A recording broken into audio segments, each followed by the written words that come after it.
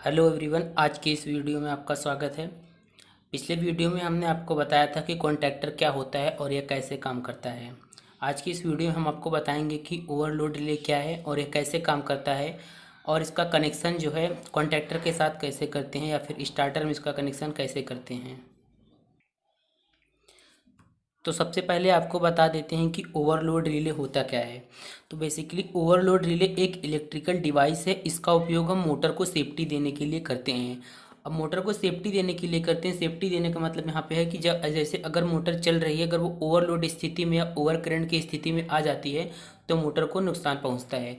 तो इस स्थिति से बचाने के लिए इस मोटर के जो स्टार्टर होता है उसमें ओवरलोड रिले लगा देते हैं। तो हम कह सकते हैं कि मोटर को ओवरलोड और ओवर करंट से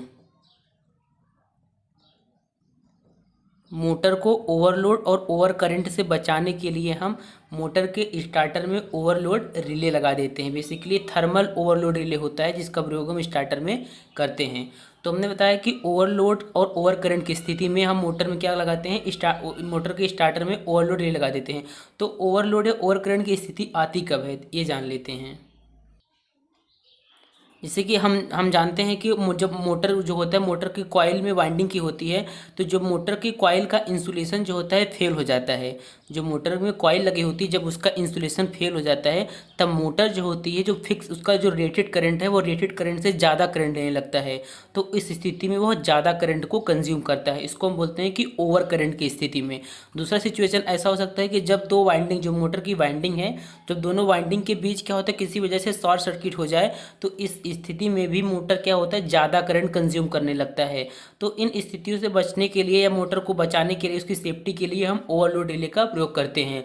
ओवरलोड रिले करता क्या है कि जब मोटर क्या होती है रेटेड करंट से ज़्यादा करंट लेती है तो वो सर्किट क्या करते हैं, सर्किट को ट्रिप करा देता है। वह रिले जो होता है उस करंट को सेंस करता है और सर्किट को ट्रिप करा देता है, जिससे हमारी मोटर जो होती है सुरक्षित रहती है। तो मतलब कि अब हम कह सकते हैं कि ओवरलोड रिले जो है आपका एक इलेक्ट्रिकल डिवाइस होता है। इसका प्रयोग हम मोटर को सेफ्टी देने के लिए करते हैं। इसका काम क्या होता है, यह जो होता है ओवरलोड रिले मोटर में जाने वाले करंट को क्या करता है, सेंस करता है। और अगर मोटर ज़्यादा करंट लेती है रेटेड करंट से तो यह क्या करता है, सर्किट को ट्रिप करा देता है और इस प्रकार हमारा मोटर सेफ हो जाता है। और ये मोटर कैसे काम करता है, इसका कनेक्शन कैसे करते हैं कॉन्टैक्टर के साथ, अब ये देखते हैं। तो मोटर का जो OLR होता है मतलब कि ओवरलोड रिले, इसका शॉर्ट फॉर्म OLR होता है। OLR ओवरलोड रिले, इसका जो डायग्राम होता है कुछ इस प्रकार होता है। उसमें देखिए क्या होता है, यहाँ से जो कॉन्टैक्टर जो होते हैं ये तीन जो ये जो आपके तीन निकले हैं, तीन पिन से इसको हम क्या करते हैं कॉन्टैक्टर में फिट कर देते हैं। जो वहाँ से कॉन्टैक्टर में तीन टर्मिनल निकलता है और ये जो तीन टर्मिनल है इसको हम मोटर में सप्लाई देते हैं।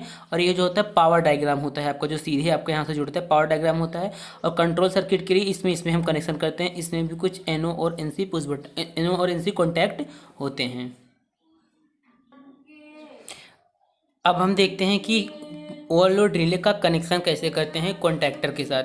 तो पिछली वीडियो हमने आपको बता दिया था कॉन्टैक्टर क्या होता है, इसमें कितने टर्मिनल होते हैं। कॉन्टैक्टर में दो टर्मिनल होते हैं, पावर टर्मिनल और कंट्रोल टर्मिनल। इसके साथ साथ कॉइल टर्मिनल भी होता है जिसमें सप्लाई दिया जाता है। तो सबसे पहले हम कॉन्टैक्टर का बना लेते हैं, चित्र बना लेते हैं। उसके बाद दिखाते हैं कि ओवरलोड रिले का कनेक्शन कैसे करते हैं। तो जो कॉन्टैक्टर होता है आपका कुछ इस प्रकार से होता है।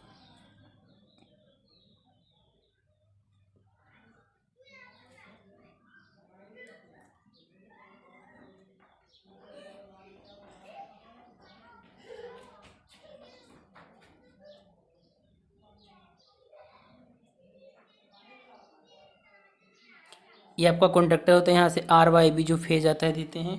और यहाँ पे आपका जो होता है ये पावर टर्मिनल होता है और ये एक्सिलरी कॉन्टैक्ट होता है। A1 A2 इसी में सप्लाई देते हैं।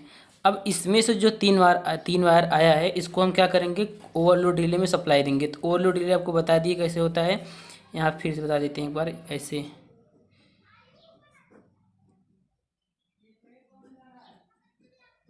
ऐसे होता है। तो जो तीन वायर इसके हैं इसके साथ जोड़ देते हैं, इसको ऐसे। और यहाँ पे आपके कुछ NO या NC कॉन्टैक्ट होते हैं। मान लीजिए ये आपका क्या है,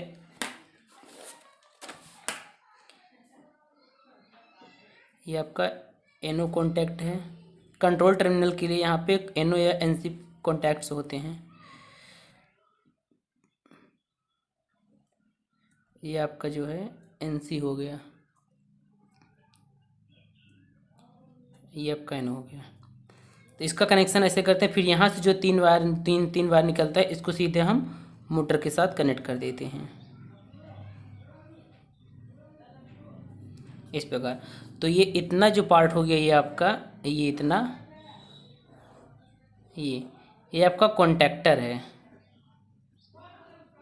और ये जो इतना ये पार्ट है आपका, ये वाला पार्ट आपका जो है वो OLR मतलब कि ओवरलोड रिले है।